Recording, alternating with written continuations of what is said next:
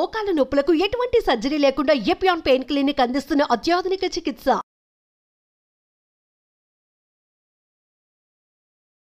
మీ మోకాళ్ల నొప్పులకు ఎటువంటి సర్జరీ లేకుండా ఎపియాన్ పెయిన్ క్లినిక్ అందిస్తున్న అత్యాధునిక చికిత్స. నమస్కారం. మనతో పాటు డాక్టర్ ముఖర్జీ గారు ఉన్నారు. వారు ప్రఖ్యాత ప్రముఖ కార్డియాలజిస్టు. గుండెకు సంబంధించిన వ్యాధులు, అనారోగ్యం నుంచి ఎలా మనం బయటపడాలి, గుండెను ఆరోగ్యంగా బలంగా ఎలా ఉంచుకోవాలి, మనిషి అన్ని రకాలుగా ఆరోగ్యంగా ఉండాలంటే ఏం చేయాలి, అదేవిధంగా కరోనా వస్తున్న సందర్భంలో గుండెకి, వ్యాక్సిన్కి, కరోనాకి ఉన్న అనుబంధం కూడా తెలుసుకునే ప్రయత్నం చేద్దాం. నమస్కారం డాక్టర్ గారు. జనరల్గా గుండెపోటు అనేది పెరిగినాయి, హార్ట్ అటాక్స్ పెరుగుతున్నాయి, వయసులకు సంబంధం లేకుండా అన్ని వయసుల వాళ్ళకి వస్తున్నాయి. ఈ గుండెపోట్లు సంకేతం మనకని ముందుగా తెలుస్తుంది అసలు? అంటే గుండెపోటు వచ్చేదానికి కొంతమందికి సంకేతాలు తెలుస్తాయండి, కొంతమందికి తెలియవు. ఎలా తెలుస్తాయి అని అంటే, ఇప్పుడు ఫర్ ఎగ్జాంపుల్ మీకు ఎప్పుడైనా కూడా గుండెల్లో మంటగా అనిపిస్తోంది అనుకోగానే ఏం చేస్తారు, కొంచెం ఏదో ఒకటి ఇనో తాగుదాము, లేకపోతే ఇంకోటి ఏదో వేసుకుందాం అని అనుకుంటారు. గుండెలో మంటగా అనిపించినప్పుడు అది నడిస్తే కనుక ఎక్కువ అవుతుంటే అది ఖచ్చితంగా సీరియస్గా తీసుకోవాలి. అలాంటి సిమ్టమ్ కనుక ఉంటే మనం ఖచ్చితంగా ఇంపార్టెన్స్ ఇవ్వాలి. మంట అయినా కావచ్చు, నొప్పి అయినా కావచ్చు, బరువుగా ఉండటం కావచ్చు, పట్టుకున్నట్టు కావచ్చు, ఏ రకంగా ఉన్నా మనం నడిచినప్పుడు కానీ, లేకపోతే మెట్లు ఎక్కినప్పుడు కానీ, మెరక ఎక్కినప్పుడు కానీ మనకి డిస్కంఫర్ట్ వస్తుంది అని అంటే మనం ఇమ్మీడియట్గా గుండెకి సంబంధించిన ప్రాబ్లం అని అనుకోవాలి. ఇది మొట్టమొదటి సిమ్టమ్. గుండెకి సంబంధించి మొత్తం 5 రకాల సిమ్టమ్సే ఉంటాయి. 5 రకాల సిమ్టమ్స్లో ఈ ఛాతీ నొప్పి అనేది ఒకటైతే, ఆయాసం ఒకటి. మనకి ఇంతకుముందు లేకుండా ఇప్పుడు కొత్తగా ఆయాసం వస్తుంది అనుకోండి. ఎస్పెషల్లీ షుగర్ ఉండే వాళ్ళకి నొప్పి రాదు కాబట్టి వాళ్ళకి మిగతా సంకేతాలు ఏమున్నాయో తెలుసుకోవాలి. దాంట్లో ప్రధానంగా ఆయాసం అనమాట. అంటే నడిస్తే కానీ, లేకపోతే మళ్ళీ ఎత్తెక్కినప్పుడు కానీ ఆయాసం ఇంతకుముందు లేని విధంగా వస్తుంది అనుకోండి, వాళ్ళని మనం జాగ్రత్తగా చూడాలి. మూడోది మనకి కళ్ళు తిరగటం లాంటిది. అంటే ఇప్పుడు మీరు ఎస్పెషల్లీ నడిచినప్పుడు కనుక కళ్ళు తిరుగుతున్నాయి అని అంటే అది కూడా గుండెకి సంబంధించి. నాలుగోది గుండె దడ రావడం. అంటే గుండె వేగంగా కొట్టుకోవడం కానీ, నెమ్మదిగా కొట్టుకోవడం కానీ మనకి దడ కింద తెలుస్తుంది అనమాట. అంటే నార్మల్గా మన గుండె చప్పుడు మనకు తెలియదు. ఎస్పెషల్లీ మనం నార్మల్గా డే టు డే పనులు చేసుకునేటప్పుడల్లా గుండె మనకు తెలియదు. పడుకున్నప్పుడు మాత్రం కొంతమందికి వినిపిస్తూ ఉంటుంది, ఎస్పెషల్లీ ఎడమవైపు తిరిగి పడుకుంటే. బట్ అట్లా కాకుండా కొంచెం అబ్నార్మల్గా మన గుండె మనకు వినపడుతుంది అని అంటే అది కూడా మనకి గుండె జబ్బుకి చిహ్నం కింద భావించాలి. ఇక 5వ సిమ్టమ్ ఏంటంటే కాళ్ళకి వాపులు రావడం. ఇంతకుముందు లేకుండా ఇప్పుడు కొత్తగా కాళ్ళకి వాపులు వస్తుంటే మనం గుండెకి సంబంధించి ఆలోచించాలి. ఇవి మనకి warning signs. But most important, నడిచినప్పుడు మనకి ఛాతిలో పట్టుకున్నట్టు ఉండడం. ఇది మాత్రం ప్రజల్లోకి అర్థమైంది అని అంటే మనం చాలా ఇంపార్టెంట్ అనమాట. అంటే చాలామంది గ్యాస్ అనుకుంటుంటారు, నడిచినప్పుడు మంట వస్తుంది కదా, మంట కదా వస్తుంది అని. మంట నడిస్తే రాదు గ్యాస్ ఉన్న వాళ్ళకి. నడిస్తే మంట వస్తుందంటే అది గుండెకి సంబంధించిందని తెలుసుకోవాలి. చిన్నవాళ్ళకు కూడా వస్తుంది కదా, అందరికీ అవే సిమ్టమ్స్ ఉంటాయి అన్ని వయసుల వాళ్ళకి? అన్ని వయసులో ఉండే వాళ్ళకి అలా ఉండవు. చిన్నవాళ్ళకి ఎస్పెషల్లీ నడిస్తే వచ్చే అవకాశం ఉంటుంది, వాళ్ళు చూసుకోవాలి. బాగా పెద్ద అయిపోయిన వాళ్ళకి కానివ్వండి, లేకపోతే షుగర్ ఎక్కువ రోజుల నుంచి ఉన్నా, బీపీ ఎక్కువ రోజుల నుంచి ఉన్నా వాళ్ళకి తెలియకపోవచ్చు. అంటే లోపల ప్రాబ్లం ఉన్నా బయటికి నార్మల్గానే ఉండొచ్చు. పేషెంట్కి 3 రక్తనాళాల్లో తీవ్రంగా బ్లాక్స్ ఉన్నాయి, సర్జరీ చేయించుకోవాలి అని చెప్పాం. అసలు ఎందుకు తెలిసింది ఆవిడకి, ఎవరో సజెస్ట్ చేస్తే సిటీ కాల్షియం స్కోర్ చేయించుకుంది. ఆ కాల్షియం స్కోరు 1000 పైన ఉంది. అందుకని వాళ్ళకి యాంజియోగ్రామ్ చేసినప్పుడు 3 రక్తనాళాల్లోనూ సివియర్గా బ్లాక్స్ ఉన్నాయి. ఆ బ్లాక్స్ ఉన్నాయి కదా, బైపాస్ చేయించుకోమంటే ఆయన అడిగిన మాట ఇది, అదేంటి సార్ మా అమ్మకి అసలు ఎప్పుడూ ఏమీ సిమ్టమ్స్ లేవు, కొంచెం కూడా ప్రాబ్లం లేదు అని. ఇప్పుడు మనకి ఎట్లా మనం రోజు మనం చూస్తున్నాం టీవీల్లోనూ ప్రసార మాధ్యమాల్లో మనం ఏం చూస్తున్నాం, నిన్న తిరుపతి కొండ ఎక్కువ వచ్చారు, లేకపోతే నిన్న ఏదో ట్రెక్కింగ్ చేసుకొని వచ్చారు బాగున్నారు, ఇవాళ లేరు అనేది చూస్తున్నాం. అది ఎట్లా చూస్తున్నాం, ఈ బ్లాగ్స్ రోజులో అప్పటికప్పుడు వచ్చినవి కాదు, అవి లోపల ముందు నుంచే ఉన్నాయి కానీ వాళ్ళకి తెలియట్లా. దీన్నే సైలెంట్ హార్ట్ అటాక్స్ అంటారు. అంటే మనకి లోపల ప్రాబ్లం ఉంది కానీ ఆ ప్రాబ్లం బయటికి వ్యక్తం చేయలేకపోతుంది, మనకు తెలియట్లా. సో అందుకోసమే కాకుండా ఇంకో రకంగా కూడా ఎలా తెలియదంటే, మామూలుగా కొంతవరకు బ్లాక్ ఉందనుకోండి, మనం బాగా ఎత్తెక్కామనుకోండి, 4 అంతస్తులు ఎక్కామనుకోండి, కొంచెం నొప్పి వస్తుంది అనుకోండి, నెమ్మదిగా ఏం చేస్తామంటే 4 అంతస్తులు ఎక్కడ మానేస్తాం, కొద్దిగా ఇబ్బందిగా ఉందని 3 అంతస్తులు ఎక్కుతాం, లేకపోతే లిఫ్టే వాడతాం. అప్పుడు నాకేం లేదు కదా అనుకుంటాం. అట్లా పెద్దవాళ్ళు ఏం చేస్తారంటే కొంచెం లిమిట్ చేసుకుంటూ ఉంటారు వాళ్ళ యాక్టివిటీ. ఇప్పుడు ఒక 40 నిమిషాల్లో 4 కిలోమీటర్లు నడిచేవాళ్ళు 40 నిమిషాల్లో 2 కిలోమీటర్లే నడవడం మొదలు పెడతారు, స్లో చేస్తారు.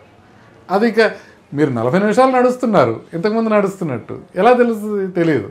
సో అట్లా మనకు తెలియకుండానే యాక్టివిటీ తగ్గించుకుంటూ రావటం వల్ల కూడా సిమ్టమ్స్ బయటపడవు. కాబట్టి సిమ్టమ్స్ ఉన్నా లేకపోయినా మనం టెస్ట్ చేసి ముందు ట్రీట్మెంట్ తీసుకోవాల్సిన అవసరం ఉంది. అంటే మామూలుగా ఈ గుండె బ్లాకేజ్ అనేది వయసును బట్టి మారుతుంటుందా, పెరుగుతుంటాయా బ్లాక్స్? ఆయన చెప్తా ఉన్నారు నాకు బ్లాక్స్ ఉన్నాయి అని అంటే, నేను అసలు బయట కాఫీ కూడా తాగనండి, ఇంట్లోనే కాఫీ తాగితే మళ్ళీ బయటకు వెళ్తే ఫ్రూట్స్ తప్ప నేను ఇంకేమీ తీసుకోను అని. సో అంత జాగ్రత్తగా ఉంటే మనకి జెనెటిక్గా మనకు ఉండే రిస్క్ మాత్రం ఉంటుంది. అంత జాగ్రత్తగా ఉన్నప్పటికీ కూడా మనం అంత జాగ్రత్తగా ఉన్నా అంటే ఇప్పుడు మామూలుగా 60 ఏళ్ళకి ప్రాబ్లం రావాల్సింది, ఇంత జాగ్రత్తగా ఉన్నారు కాబట్టి ఆయనకి 70 ఏళ్ళకి వస్తుంది. సో రాకుండా ఉండదు. అంటే ఏజ్ పెరిగే కొద్దీ గుండె ప్రాబ్లం అనేది ఖచ్చితంగా వస్తుంది. ఆల్మోస్ట్ ఇప్పుడు 90 ఇయర్స్ దాటింది అనుకోండి, 80% మందికి అలా ఉన్న వాళ్ళకి గుండె ప్రాబ్లమ్స్ ఉంటాయి 90 ఇయర్స్ దాటిన వాళ్ళకి. సో వాళ్ళు అసలు ఏం చేస్తారు, ఏమి చేయరు, బాత్రూమ్కి వెళ్తారు, తింటారు, కూర్చుంటారు, కాబట్టి సిమ్టమ్స్ లేకుండా ఉంటాయి. సో అందుకని ఏజ్ పెరిగిన తర్వాత ఏదైనా మనిషిని అస్తమయానికి తీసుకెళ్లేది గుండె జబ్బే.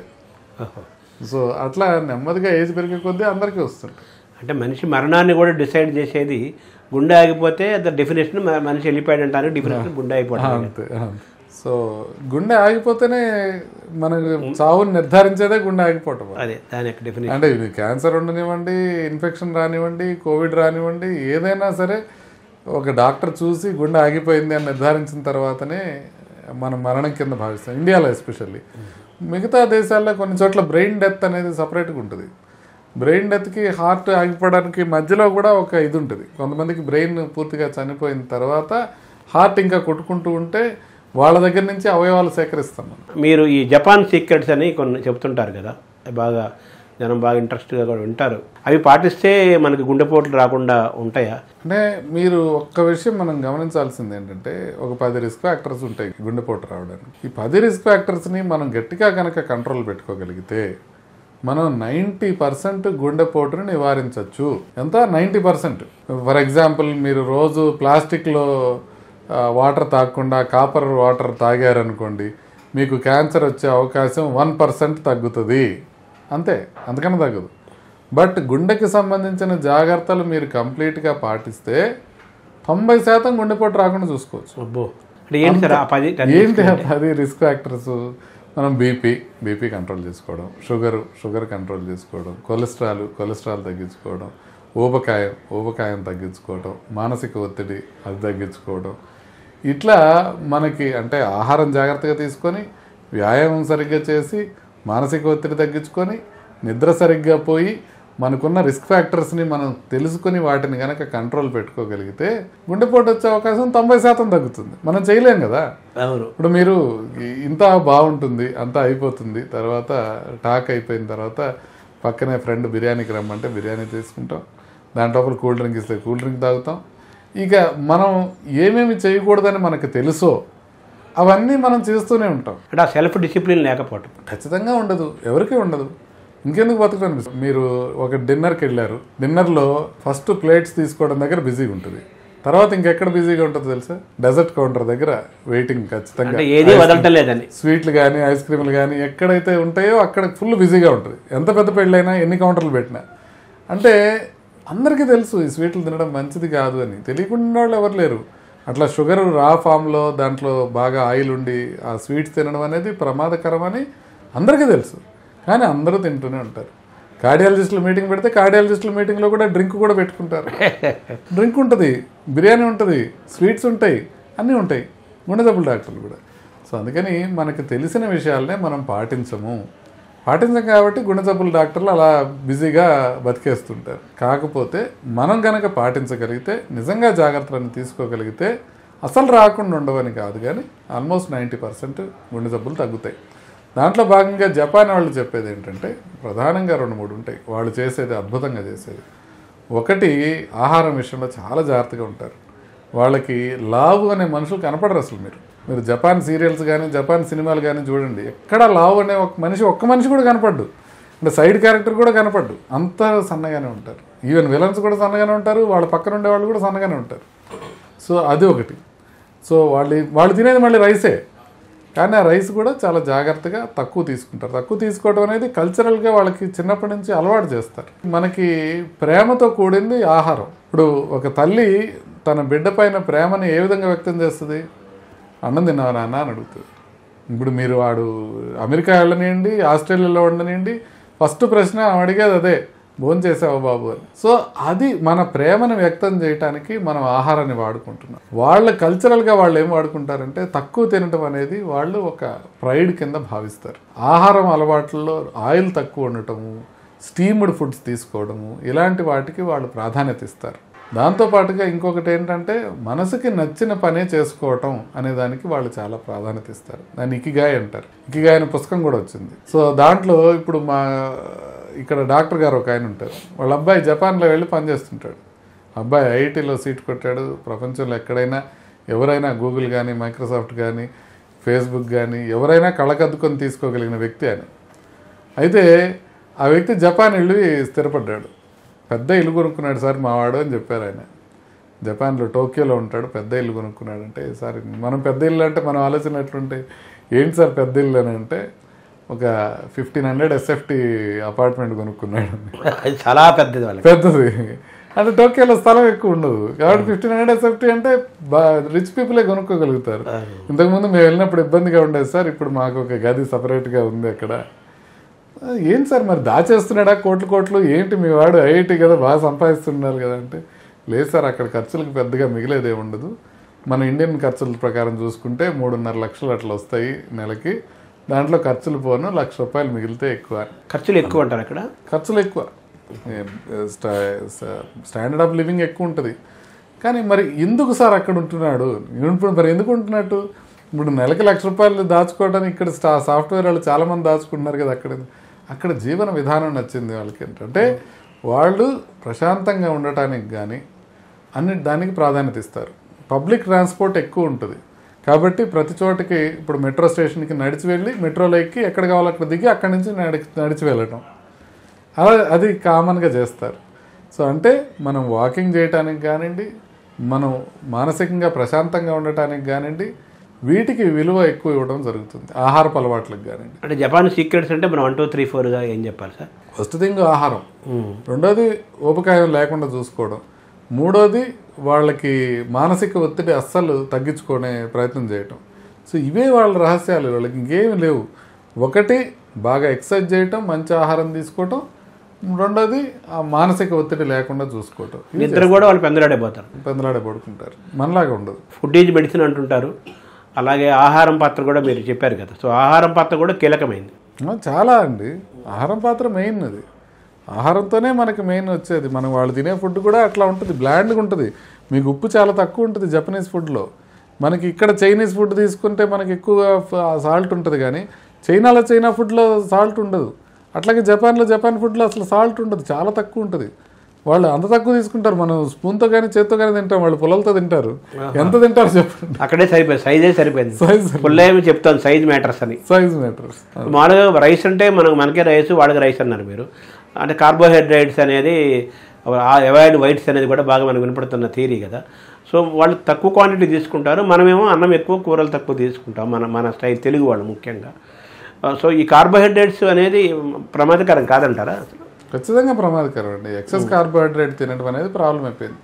ఒకప్పుడు మనకి ఏంటంటే మనకి ఆహారం తక్కువగా లభించేది, పని ఎక్కువ ఉండేది. అప్పుడు కొంచెం అన్నం ఎక్కువ తిని పచ్చళ్ళతో తినటం అనేది అలవాటు అయిపోయింది. ఇప్పుడు అలా కాదు, ఆహారం అందుబాటులో ఉంది, పోషక విలువైన ఆహారం అందుబాటులో ఉంది. అయినా మనం రైస్ ఎక్కువ తింటున్నాం, కూరలు తక్కువ తింటున్నాం. ఒకప్పుడు కూరలు లేక పచ్చడేసుకొని తినేవాళ్ళు, ఇప్పుడు కూరలు ఉండి కూడా అన్నం ఎక్కువ తింటున్నారు.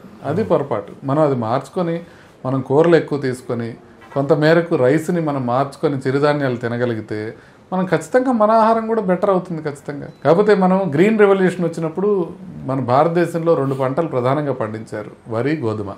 దీనిపైనే కాన్సన్ట్రేషన్ ఉండేది. మనకి హరిత విప్లవాన్ని మనం చదువుకొని ఉంటాం. అది చేసింది ఇది. మనకి ఆహార భద్రత కొద్దిగా తగ్గిపోయిందని చెప్పి అప్పుడు దాకా మిల్లెట్స్ చాలా ఎక్కువ ఉండేవి, 40% మిల్లెట్స్ తినేవాళ్ళు. ఒక్కసారి హరిత విప్లవం రాగానే మనకి గోధుమ నార్త్ ఇండియాలోను, సౌత్ ఇండియాలో రైస్ తినడం ఎక్కువైపోయింది. సో వీటి ద్వారా మనకి ఎక్సెస్ కార్బోహైడ్రేట్స్ అయిపోతున్నాయి. సో దానివల్ల మనం అది మార్చుకొని కొంతవరకు ప్రోటీన్ కంటెంట్ ఎక్కువ ఉండి, ఫైబర్ కంటెంట్ ఎక్కువ ఉండే మిల్లెట్స్ కనుక తీసుకోగలిగితే మనం కొంతవరకు జబ్బులు తగ్గించుకోవచ్చు. అంటే జెనెటిక్స్ పాత్ర, మొబిలిటీ పాత్ర కూడా ఉంటుంది కదా హెల్త్లో? జెనెటిక్స్ పాత్ర చాలా ఉంటుందండి. ఇప్పుడు ఒక కార్డియాలజిస్టు అమెరికాలో బాగా నాకన్నా ఎక్కువ ప్రివెన్షన్ ఎట్లా మార్చుకోవాలి, ఎలా చేయాలి అని చెప్పే ఆ వ్యక్తి 55 ఏళ్ళకి చనిపోయాడు సడన్గా. అప్పుడు అందరూ కొంతమంది హేళన చేశారు, ఇదేంటి ఇదేదో సెకండ్ చెప్పే బల్లి కుడితిలో పడినట్టు ఈయన చనిపోయాడు, ఇంత బాగా చెప్తాడు అందరికీ అని.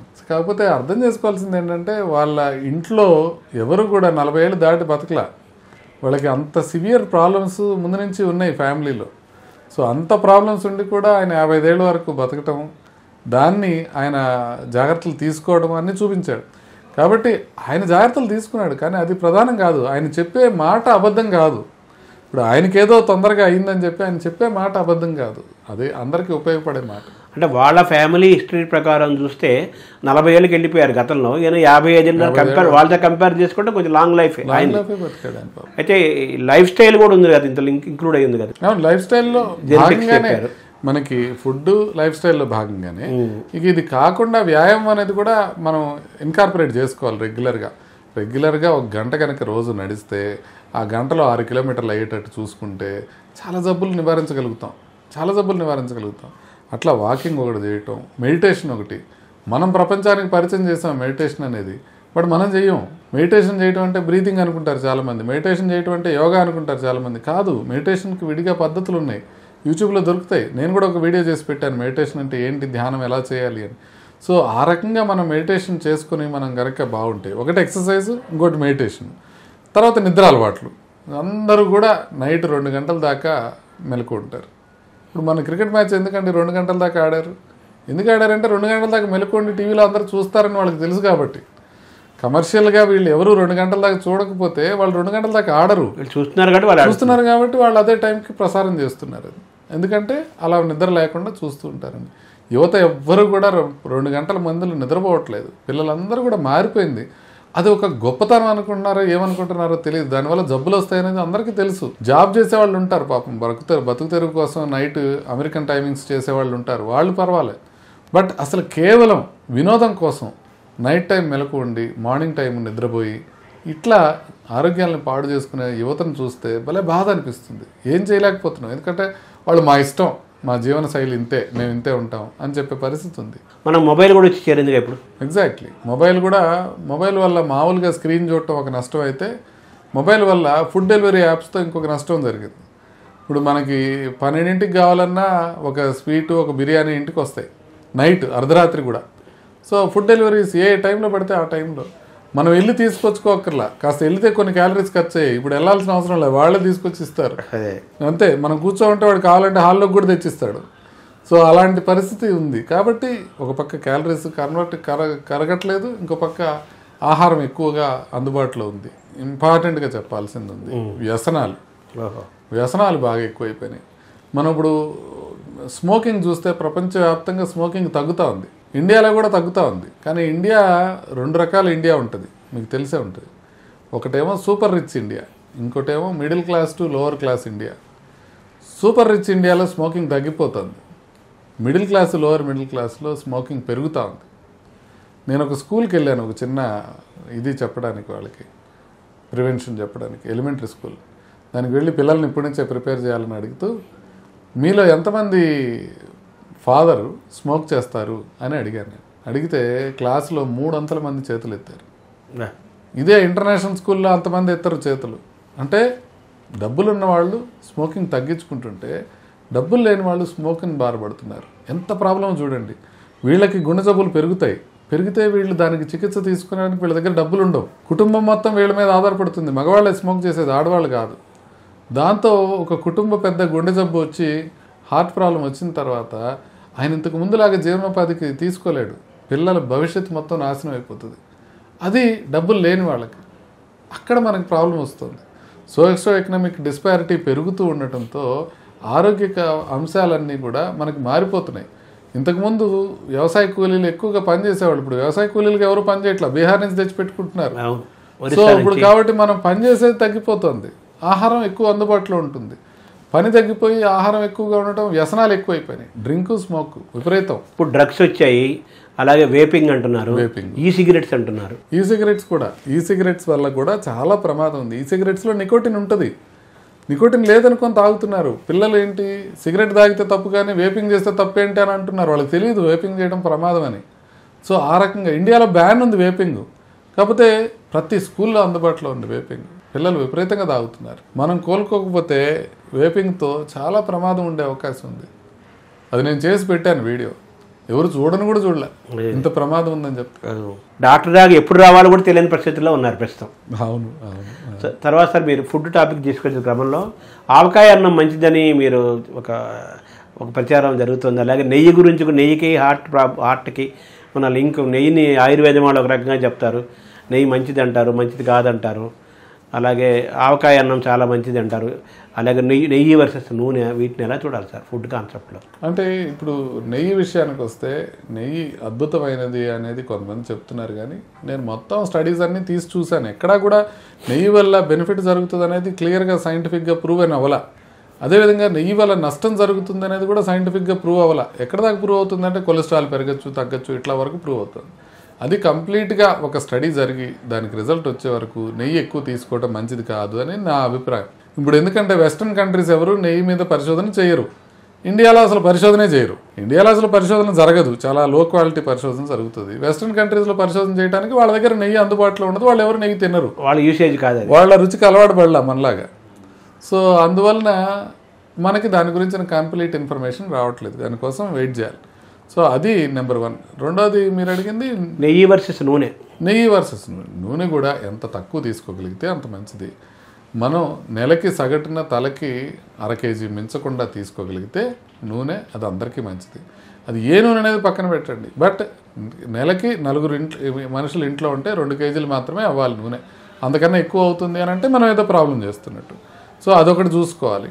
రెండోది గానుగ నూనె అని అంటారు, మంచిదే, గానుగ నూనె తీసుకోవచ్చు, తప్పేం లేదు, కాకపోతే మలినాలు లేకుండా ఉండేటట్టు చూసి తీసుకోవాలి. సో గానుగ నూనె వేపుళ్ళకి పనికిరాదు. మీరు వడలు చేసుకోవడానికి, గారెలు చేసుకోవడానికి గానుగ నూనెలో చేస్తే అవ్వదు. అప్పుడు మనం రిఫైండ్ ఆయిల్ వాడుకోవాలి. అసలు వేపుళ్ళు తినడమే మంచిది కాదు కాబట్టి రిఫైండ్ ఆయిల్ తగ్గించుకోండి, బట్ అవసరమైనప్పుడు అది వాడుకోండి. రెగ్యులర్గా మీరు వేరుశనగ నూనె కానీ, నువ్వుల నూనె కానీ ఇవి మార్చుకుంటూ వాడటం మంచిదే, ఒకటే నూనె కాకుండా. ఆవకాయ అన్నం గురించి, ఆవకాయ అన్నానికి మామూలుగా అన్నం తింటే మనకి దానికి ఎస్పెషల్లీ పాలిష్డ్ రైస్తో మనం అన్నం తిన్నప్పుడు షుగర్ ఒక్కసారిగా పెరుగుతుంది. సో అందుకే రైస్ అనేది మనకి అంత పాలిష్డ్ రైస్ అనేది క్విక్గా మనకి పెరిగిపోతుంది షుగర్. అందుకని దాని గ్లైసిమిక్ ఇండెక్స్ అంటారు. గ్లైసిమిక్ ఇండెక్స్ ఎక్కువ ఉందంటే షుగర్ని ఎక్కువగా తొందరగా పెంచుతుంది అని, గ్లైసిమిక్ ఇండెక్స్ తక్కువ ఉందనంటే తొందరగా పెరగట్లేదు అని. తొందరగా పెరిగితే ప్రమాదం, ఎందుకంటే తొందరగా పెరిగితే ఇన్సులిన్ పెరుగుతుంది కాబట్టి. అందుకని తొందరగా పెరగకుండా ఉండే ఆహారం మంచిది. మామూలుగా వైట్ రైస్తో తొందరగా పెరుగుతుంది కాబట్టి వైట్ రైస్ని తొందరగా పెరగకుండా చేసేవి ఏంటంటే, దాంట్లో మీరు ఏదైనా పప్పు కలుపుకున్నారనుకోండి తొందరగా పెరగదు, దాంట్లో ఆవకాయ అన్నం కలుపుకున్నారనుకోండి తొందరగా పెరగదు. అంతేగాని ఆవకాయ మంచిదని కాదు, ఆవకాయలో ఉండేది ఉప్పు, కారం, నూనె ఎక్కువ ఉంటుంది, అదేం మంచిదని కాదు. కాకపోతే అన్నంతో పెరిగినంత ఫాస్ట్గా ఆవకాయ అన్నంతో పెరగదు, అంతవరకే తప్ప ఆవకాయ అన్నం గొప్పదనేది ఏమీ కాదు. దాని లెవెల్స్ని కంట్రోల్ చేయడం కోసం ఒక చిన్న దాని ఏమంటారు స్పీడో, దానికన్నా మీరు బ్రౌన్ రైస్ తింటే ఇంకా మంచిది. ఇప్పుడు మీరు అంటే లేకపోతే చిరుధాన్యాలు తింటే ఇంకా మంచిది, మీకు తొందరగా పెరగదు. అంటే మనం గ్లైసిమిక్ ఇండెక్స్ తగ్గించుకోవడానికి ఆవకాయ వాడాల్సిన పని లేదు. చిరుధాన్యాలు తీసుకోండి, పాలిష్డ్ రైస్ కాకుండా కొంతమేరకు బ్రౌన్ రైస్ తీసుకోండి, ఈ రకంగా మీరు పెంచుకోవడానికి. అంటే మజిల్ పవర్ బాగా పెరగాలంటారు, అలాగే ప్రోటీన్ చాలా మంచిది అంటారు. మనకి వెజిటేరియన్, నాన్ వెజిటేరియన్ ఫుడ్లో మనకు ఏది మీకు బెస్ట్ అంటారు సార్? మీకు లాంజివిటీ మీకు తరపున మీకు ఎక్కువ కాలం బతకాలని ఉంటే ఖచ్చితంగా వెజిటేరియన్ ఫుడ్డే ఇంపార్టెంట్, దాంట్లో ఏం డౌట్ లేదు. మీరు కేవలం వెజిటేరియన్ కాకుండా వీగన్ అంటారు అమెరికాలో. వీగన్ అంటే వెజిటేరియన్ ఫుడ్లోంచి పాలకు సంబంధించిన ఉత్పత్తులన్నీ తీసేస్తే వచ్చేది వీగన్ డైట్. వీగన్ డైట్ తిన్నవాళ్ళు ఎక్కువ కాలం బతుకుతారు, దాంట్లో ఏం డౌట్ లేదు. కాకపోతే ఎక్కువ కాలం బతకడమే మీ లక్ష్యం అయితే అది తీసుకోవచ్చు. లేదు అట్లా కాదు, మీరు నేను మొత్తం అన్నీ కావాలి, నాకు ఆనందం కావాలి అని తీసుకుంటే మీరు నాన్ వెజ్ తీసుకోవచ్చు, తప్పేం లేదు నాన్ వెజ్ తీసుకుంటే. కాకపోతే నాన్ వెజ్ తీసుకునే వాళ్ళకన్నా వీగన్స్ ఎక్కువ కాలం బతుకుతారు, అంతవరకైతే ఉంది క్లియర్గా. ఎక్కువ కాలం అంటే మందులు వేసుకొని ఎక్కువ కాలం కాకుండా ఆనందంతో పాటు ఆరోగ్యము, ఆనందము, మందులు వాడకుండా హెల్తీగా ఎక్కువ కాలం గడపడమే కదా గడపడం అంటే. అవునండి, అవును, ఖచ్చితంగా మీరు హెల్తీగా ఎక్కువ కాలం బతకటమే కావాలి. హెల్తీగా ఉండటంలో మీకు హుషారుగా ఉండాలి, మీకు హ్యాపీనెస్ ఉండాలి, మెంటల్ హ్యాపీనెస్ కూడా ఉండాలి. ఇప్పుడు చిన్నప్పటి నుంచి వెజిటేరియన్ తినేవాడిని నాన్ వెజ్ తినమనడం పొరపాటు. అదే చిన్నప్పటి నుంచి నాన్ వెజ్కి అలవాటు పడినోడు నువ్వు వెజిటేరియన్తోనే తింటే నువ్వు ఎక్కువ కాలం బతుకుంటావంటే వాడికి ఎక్కువ కాలం బతుకున్న కన్నా చికెన్ తినడం ఇష్టం వాడికి. సో అందుకని ఎవరి ప్రవృత్తికి వాళ్ళు వదిలేసేయాలి. ఇప్పుడు కరోనా గురించి మళ్ళీ వార్తలు వస్తున్నాయి, కరోనా విజృంభిస్తుంది, కరోనా కేసులు పెరుగుతున్నాయని, మరణాలు సంభవిస్తున్నాయని అంటున్నారు. సో ఇప్పుడు వస్తున్న ఈ కరోనాని మీరు ఎలా చూస్తున్నారు సార్? అంటే కరోనా అనే కేసులు అయితే పెరుగుతున్నాయి. మనకి మరణాలు కూడా 30 మరణాలు వచ్చినాయి ఇండియాలో ఇప్పుడు దాకా అని చెప్పడం జరిగింది. అయితే ఎవరిలో పరీక్ష చేస్తున్నాం అనే దాన్ని బట్టి మరణాల సంఖ్యను మనం లెక్కేసుకోవాలి. ఇప్పుడు ఫర్ ఎగ్జాంపుల్ ఇప్పుడు ఒక మన శరత్ సిటీ మాల్ కానీ లేకపోతే ఫోరం మాల్కి కానీ వచ్చిన వాళ్ళందరికీ మనం కోవిడ్ టెస్టులు చేసామనుకోండి, లేటెస్టే 1,00,000 మందికి చేసామనుకోండి, ఒక 500 మందికి పాజిటివ్ వచ్చింది అనుకోండి. 500 మందిలో ఒక్కడు కూడా చనిపోడు, శుభ్రంగా ఉంటారు. కానీ ఇక్కడ టెస్ట్ చేస్తుంది అట్లా 1,00,000 మందికి కాదు. ఇప్పుడు ఇండియాలో మనకి టెస్టులు ఎక్కడ చదువుతున్నా అంటే మన హాస్పిటల్లో పైన ఐసీయూ ఉంటుంది చూడ 3rd ఫ్లోర్లో. ఐసీయూలో అన్ని హాస్పిటల్స్లో ఐసీయూలో ఉన్న పేషెంట్లు, బాగా సిగ్గా ఉన్న పేషెంట్లు, వాళ్ళకి అందరికీ చేస్తున్నారు. వాళ్ళకి పరీక్ష చేసినప్పుడు వాళ్ళలో కొంతమంది చనిపోతారు కదా, అట్లా ఈ 30 మంది చనిపోవడం జరిగింది. అంతే తప్ప కోవిడ్ న్యూమోనియా వచ్చి చచ్చిపోవట్ల. ఎందుకు అనంటే మనకి ఇప్పుడు వస్తున్న స్ట్రెయిన్ ఒమిక్రాన్ అనే స్ట్రెయిన్, దాంట్లో JN1 అనే స్ట్రెయిన్ వస్తుంది, దాంట్లో XDV అని, LF7 అని, NB 1.1 అని, 1.8.1 అని ఇట్లాంటి స్ట్రెయిన్స్ వస్తున్నాయి. ఇవన్నీ కూడా ఒమిక్రాన్ సబ్ వేరియంట్సే. కాబట్టి ఈ ఒమిక్రాన్ నుంచి వస్తున్న వేరియంట్స్ కాబట్టి వీటితో ప్రమాదం ఉండదు, వీటితో లంగ్ బాగా ఎఫెక్ట్ అయ్యే అవకాశం చాలా తక్కువ. అంతేగాని మిగతా జలుబు దగ్గు ఇట్లాంటివన్నీ ఉండొచ్చు. ఊపిరితిత్తులు మనకి తెల్లగా అయిపోయాయి ఇంతకుముందు, అలాంటి ప్రాబ్లమ్స్ ఒమిక్రాన్తో తక్కువ వస్తున్నాయి. అందుకని భయపడాల్సిన అవసరం లేదు. కాకపోతే ముందు జాగ్రత్తగా పెద్దవాళ్ళు ఎవరైతే వేరే వేరే జబ్బులు ఉన్నారో, వాళ్ళు జలుబు చేసినా కూడా ప్రాబ్లం అయ్యే అవకాశం ఉంటుంది, వాళ్ళు కొంచెం జాగ్రత్తగా ఉండి కొన్ని రోజులు జాగ్రత్తగా ఉంటే నెక్స్ట్ నేను మొన్నే అనుకున్నాను ఈ పాటికి తగ్గిపోయి ఉండాలి ఈ వేవ్ అనేది. మనం నెంబర్స్ చేసుకునే కొద్దీ నెక్స్ట్ 10-15 రోజుల్లో ఇది పూర్తిగా పోయే అవకాశం ఉంటుంది. భయపడాల్సిన అవసరం ఏమీ లేదు దీని గురించి. సో గతంలో మనం వ్యాక్సిన్లు తీసుకున్నాం కదా సార్, వాటి తాలూకు ఇమ్యూనిటీ లోపల ఉంటుందా, వెళ్ళిపోయిందంటారు? ఇమ్యూనిటీ చాలా వరకు తగ్గిపోయి ఉంటుంది. మనం తీసుకుంది కూడా ఆల్ఫా వేరియంట్కి వ్యతిరేకంగా తీసుకున్నాం, తర్వాత డెల్టా వచ్చింది, డెల్టాకి వ్యతిరేకంగా కూడా అది పనిచేసింది. ఒమిక్రాన్కి వ్యతిరేకంగా అది సీరియస్ కాకుండా పనిచేస్తుంది. అయితే ఒమిక్రాన్తోనే సీరియస్ అవ్వట్లా, ఇంక మరి సీరియస్ కాకుండా పనిచేసేదే ఉంది. అందుకని బూస్టర్స్ అవి అవసరం లేదు. కానీ ప్రస్తుతానికి మాత్రం కొంత జాగ్రత్తలు తీసుకొని గవర్నమెంట్ జాగ్రత్తగా మానిటర్ చేస్తూ, ఒకవేళ కొత్త వేరియంట్ ఏమైనా డెవలప్ అవుతుందేమో అనేది వాళ్ళు జాగ్రత్తగా చూడాలి. ఎందుకంటే కొత్త వేరియంట్ డెవలప్ అయితే ఇదంతా మారిపోతుంది, మళ్ళీ సడన్గా మనం భయపడాల్సిన అవసరం వస్తుంది. Thank you. నమస్తే.